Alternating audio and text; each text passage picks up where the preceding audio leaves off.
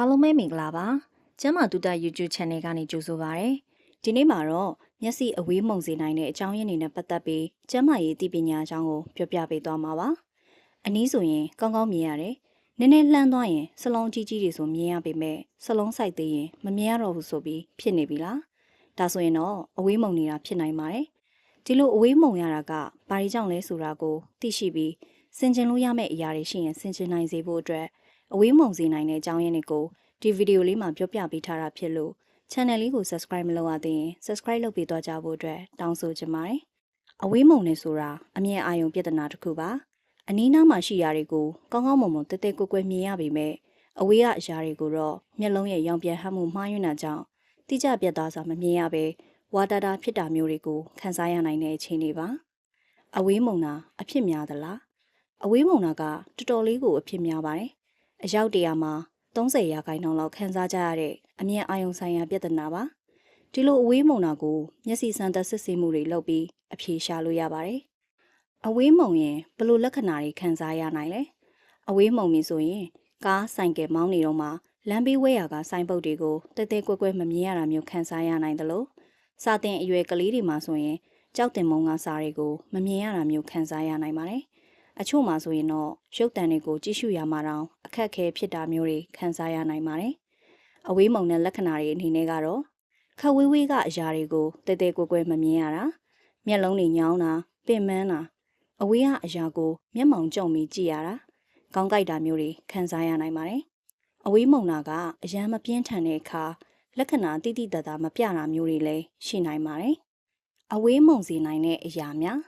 အဝေးမုံတာကအသက်အရွယ်မရွေးဖြစ်နိုင်ပါတယ်။အဝေးမုံတာကကလေးအရွယ်မှာကလေးကစပြီးဖြစ်နိုင်ပါတယ်။တခါတလေမှာအဝေးမုံတာကအကြောင်းရင်းမရှိဘဲ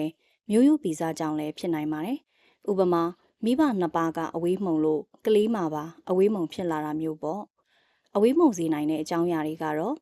အသက်အရွယ်အဝေးမုံတာကအသက်6နှစ်နဲ့14နှစ်ကြားအရွယ်မှာစဖြစ်နိုင်ပြီး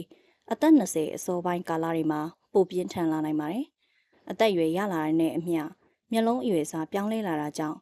မျက်စိမှန်ဘလူးကနေပုံရိပ်ကိုဖမ်းတာပုံမှန်မဟုတ်တော့တာကြောင့်ပါအာယုံအရန်ဆိုင်ရတာ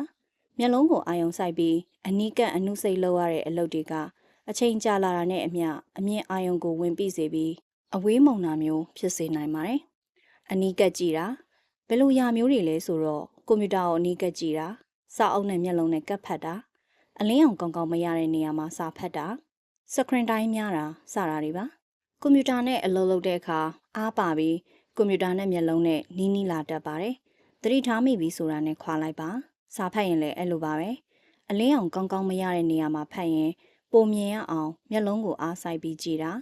စာအုပ်နာကိုကပ်ပြီးဖတ်တာတွေလုံးမိတတ်ပါတယ်ဒါကြောင့်အလင်းအောင်တေချာရတဲ့နေရာမှာစာဖတ်ပါတနေ့တာရဲ့အချိန်တော်တော်များများကိုဖုန်းကြည့်ရင်ကွန်ပျူတာကြည့်ရင်ကုန်ဆုံးနေမယ်ဆိုရင်တော့စကရင်တိုင်းများနေတာဖြစ်ပြီးရေရှည်မှာအဝေးမုံတာကိုဖြစ်စေနိုင်ပါတယ်။များသောအားဖြင့်လူတွေကဖုန်းကြည့်ရဆိုရင်စကရင်နဲ့နီးနီးကြည့်မိတာမနာတမ်းကြည့်မိတာကြောင့်မျက်လုံးကိုဖိအားပေးတယ်လို့ဖြစ်စေလို့ပါ။မျိုးရိုးရှိတာတခါတလေမှာအဝေးမုံခြင်းကအမွေဆက်ခံရရှိခြင်းမှာမိဘဘိုးဘွားတွေမှာအဝေးမုံဘူးတဲ့ဆိုရင်ကိုယ်တိုင်မှလည်းအဝေးမုံနိုင်ပါတယ်။ပြင်ပအလင်းရောင်နဲ့ထိတွေ့မှုနေတာပြင်ပအလင်းရောင်နဲ့ထိတွေ့ချိန်နေပြီးတစ်ချိန်လုံးအိမ်တွင်းအောင်နေတာအလင်းရောင်မဝင်တဲ့အခန်းအောင်နေထိုင်ခြင်းတွေကလည်းအဝေးမုံစေနိုင်ပါတယ်။ဒါကကလေးတွေအတွက်ပိုပြီးအရေးကြီးပါတယ်။ကလေးတွေကိုဖုန်းသုံးတာလျှော့အိမ်ပြင်ထွက်ပြီးပေးစော့ပါ။ဒါကအဝေးမုံဖြစ်နိုင်ခြေကိုလျှော့ချပေးနိုင်ပါတယ်။အခုဒီဗီဒီယိုကိုကြည့်နေတဲ့သူကိုယ်တိုင်ကရောဒီချက်တွေကဘယ်ရာတွေနဲ့များကိုက်ညီနေလဲဆိုတာကိုကိုယ်တိုင်စမ်းစစ်ကြည့်ပြီးပြင်လို့ရတာမျိုးလေးတွေကိုအခုပဲပြုပြင်လိုက်တော့နော်။ဒီလောက်ဆိုရင်တော့အဝေးမုံစေနိုင်တဲ့အကြောင်းရင်းတွေကိုသိရှိသွားလောက်ပြီလို့မျှော်လင့်ပါတယ်။ဗီဒီယိုလေးကိုအဆုံးထိကြည့်ရှုပေးတဲ့သူအားလုံးကိုလည်းကျေးဇူးတင်ပါတယ်။နောက်ဗီဒီယိုတွေမှာပြန်လည်ဆုံတွေ့ကြတာပေါ့နော်။အားလုံးပဲကျမ်းမာပျော်ရွှင်တဲ့ဘဝလေးကိုပိုင်ဆိုင်နိုင်ကြပါစေရှင်